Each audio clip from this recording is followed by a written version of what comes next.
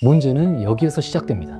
약을 먹고 연고를 발라도 증상이 호전되지 않거나 잠시 호전되더라도 다시 심해지는 경우가 아주 많아요. 과연 1년 아니면 5년을 먹고 바르면 완치가 될까 하고 말이죠.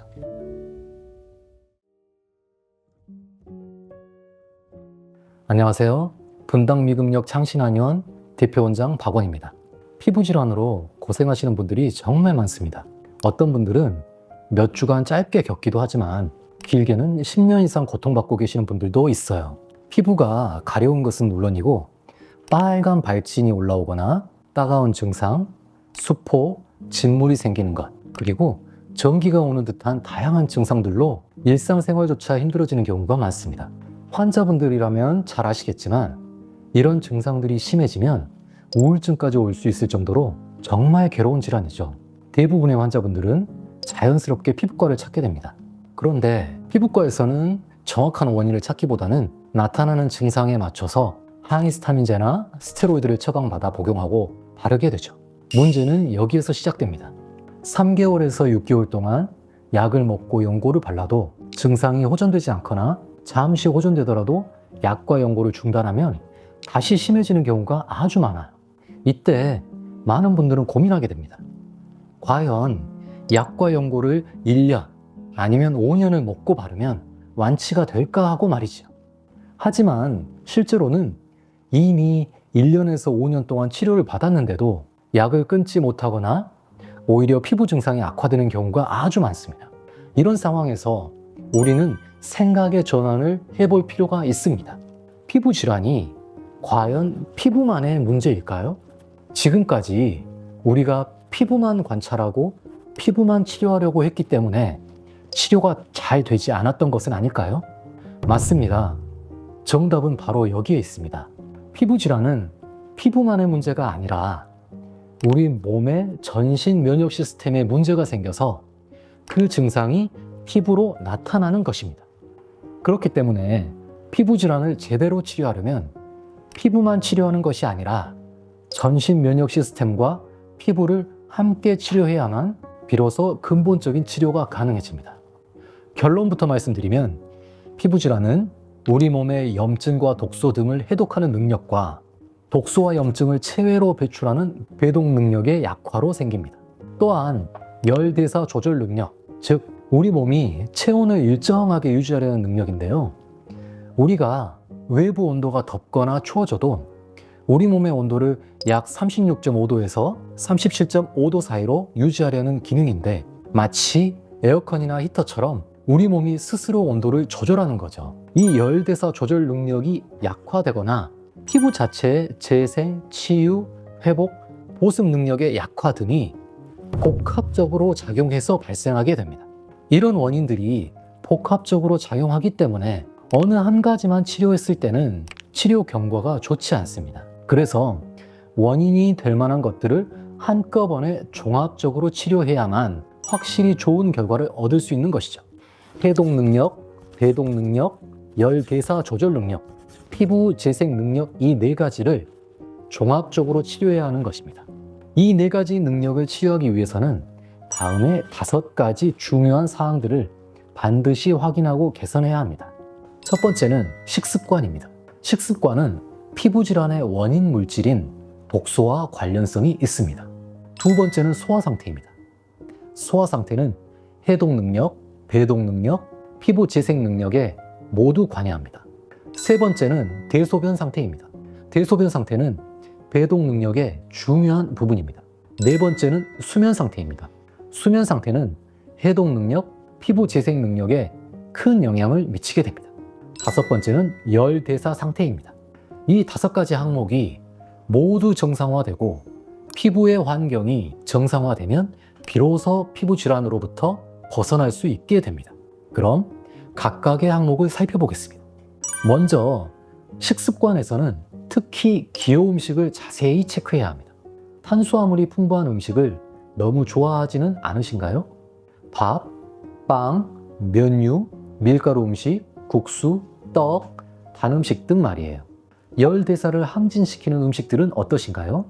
매운 음식, 뜨거운 음식, 술 등을 자주 드시지는 않나요? 첨가물이 들어간 음식은 어떠세요? 외식, 인스턴트, 가공식품 등을 자주 드시지는 않나요?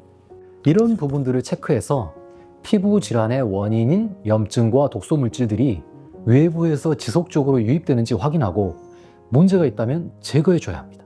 피부 질환에서 음식 관리는 정말 중요합니다. 환자마다 피부 질환을 악화시킬 수 있는 요인들이 다르기 때문에 개별적으로 확인이 필요합니다. 특히 가려움이나 따가움 등의 피부 증상이 심해지는 날이 있다면 그날 어떤 음식을 드셨는지부터 확인해 보세요. 그런 상황이 반복된다면 해당 음식을 피해 주시면 치료 속도가 훨씬 빨라집니다. 두 번째로는 소화 상태입니다. 소화 상태가 좋지 않으면 아무리 몸에 좋은 음식을 먹어도 위와 장에서 제대로 소화되지 않으면서 오히려 독소 물질이 생기게 됩니다. 그래서 이 부분을 확인해서 정상화 시켜야 합니다. 속이 쓰리거나 더부룩하거나 신물이 오르거나 트름이 나거나 가스가 차거나 위에서 꼬르륵 소리가 나거나 속이 아픈 등의 증상은 모두 소화 상태에 이상이 있다는 표현입니다. 식사 때가 되면 식욕이 생기면서 음식을 먹으면 30분 안에 소화가 잘 되고 앞에서 말씀드린 다양한 증상이 전혀 없는 소화 상태가 건강한 소화 상태입니다. 이러한 건강한 소화 상태가 아니라면 독소 물질들이 유발되면서 피부 질환이 악화될 수 있다는 점 꼭 기억해 주세요. 세 번째는 대소변 상태입니다. 대변의 상태는 장 건강을 보여주는 중요한 지표입니다. 대변 상태가 좋지 않다는 것은 장의 상태가 좋지 않아서 장에서 독소 물질이 흡수되거나 장벽에 문제가 생겨 장누수 증후군이 발생한다는 의미입니다. 이렇게 되면 장의 독소 물질이 장벽을 통해서 우리 몸으로 흘러들어가면서 피부 질환의 원인 물질이 됩니다. 그래서 건강한 대변 상태를 만들어줘야 합니다. 그렇다면 건강한 대변 상태가 무엇인지 알아야겠죠? 건강한 대변 상태는 노란 황금변이 바나나 모양으로 5분 안에 시원하게 나와서 항문에 대변이 거의 묻지 않는 상태가 건강한 대변 상태입니다. 반대로 대변이 너무 무르거나 너무 되거나 가스가 심하게 차거나 항문에 대변이 묻어나거나 대변에서 악취가 나는 등의 상태는 장에 문제가 있다는 신호이므로 반드시 함께 치료해줘야 합니다. 네 번째는 수면 상태입니다. 수면은 피부질환 치료에서 너무나 중요한 부분입니다. 사실 피부질환뿐만 아니라 모든 질환을 치료할 때 꼭 확인하고 개선해야 하는 부분입니다. 피부질환에서 수면 상태가 중요한 이유는 우리 몸이 잠을 자면서 우리 몸 안에 독소와 염증 물질을 해독하고 낮 동안에 손상된 피부를 회복하고 재생하는 시간이기 때문입니다. 그래서 건강한 수면 상태가 중요하고 이 부분이 좋지 않으면 피부질환 치료가 더디게 됩니다. 그렇다면 건강한 수면 상태는 무엇일까요? 건강한 수면 상태는 저녁 10시에서 12시 사이에 잠이 저절로 와서 누우면 10분 이내에 잠이 들고 아침까지 깨지 않고 깊은 수면을 유지하면서 아침 기상 시 개운하게 일어나는 것이 건강한 수면 상태입니다. 만약 저녁 12시가 넘도록 잠이 오지 않거나 자려고 누워도 30분 이상 잠들지 않거나 자면서 두세 번씩 깨거나 아침에 피곤하게 일어난다면 수면 상태가 좋지 않다는 것이며 잠을 자면서 해독과 피부의 재생 회복 작용이 제대로 일어나지 않고 있다고 생각하시면 됩니다. 그래서 이 부분을 꼭 치료해 줘야 합니다. 다섯 번째는 열대사 상태입니다.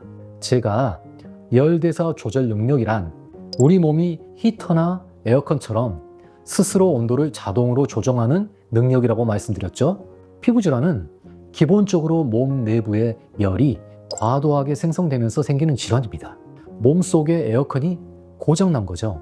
물론 5% 미만의 환자에게서는 반대로 냉증이 과도하게 진행되면서 생기는 경우도 있지만 이런 경우에도 냉증과 열증을 함께 동반하게 됩니다. 그래서 열대사를 꼭 살펴봐야 됩니다. 특히 피부질환이 몸에 열이 나거나 맵거나 열성 음식을 먹거나 더운 환경에서 증상이 더욱 심해진다면 이는 열대사에 문제가 있다는 것이므로 이 부분을 개선해줘야 피부질환이 치료됩니다. 피부질환은 이처럼 여러 가지 문제가 복합적으로 나타나는 전신성 면역 시스템의 고장으로 생기는 질환입니다. 피부만의 문제가 아니라 전신의 문제가 피부로 나타나는 것이죠. 그래서 피부만 살펴봐서는 절대 안 되고 전신 시스템과 피부를 함께 살펴봐야 비로소 만성 피부 질환으로부터 해방될 수 있습니다. 오늘 영상이 여러분의 피부 질환에 도움이 되었기를 바랍니다. 다음 영상에서는 피부 질환을 볼 때 어떤 증상을 살펴봐야 되는지, 피부 질환의 상태를 간접적으로 살펴볼 수 있는 검사법이 있을지, 피부 질환의 유용한 산화질소와 연관성은 어떻게 되는지 등에 대한 재미있는 이야기를 들려드리겠습니다. 채널 구독해 놓으셔서 앞으로 올라오는 영상들을 확인해 주시면 도움이 많이 되실 거라고 생각합니다. 감사합니다.